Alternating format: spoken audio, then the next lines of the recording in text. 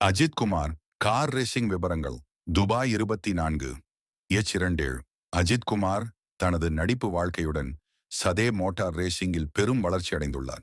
2025 ஜனவரியில் அவர் துபாய் 24 என்ற சக்தி வாய்ந்த பந்தயத்தில் பங்கேற்றார்.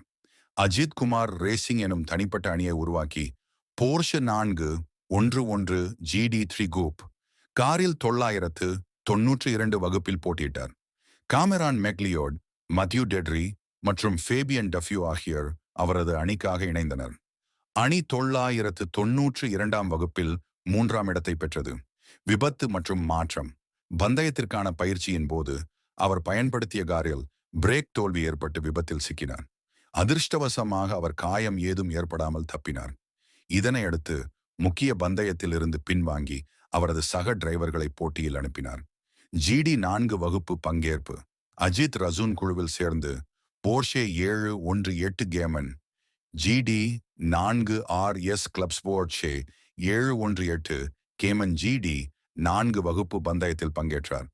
அணி தங்கள் வகுப்பில் 4ஆம் இடத்தை பெற்றது.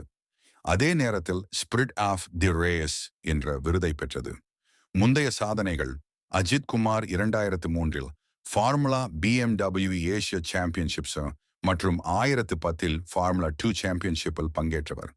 இப்போது துபாய் 24 H27 மூலம் அவர் மோட்டார் ரேசிங்கில் மீண்டும் நுழைந்து வெற்றி கண்டுள்ளார். அஜித் குமாரின் மோட்டார் ரேசிங் ஆர்வம் மற்றும் அர்ப்பணிப்பு அவருடைய தனித்துவத்தை மேலும் உயர்த்துகிறது.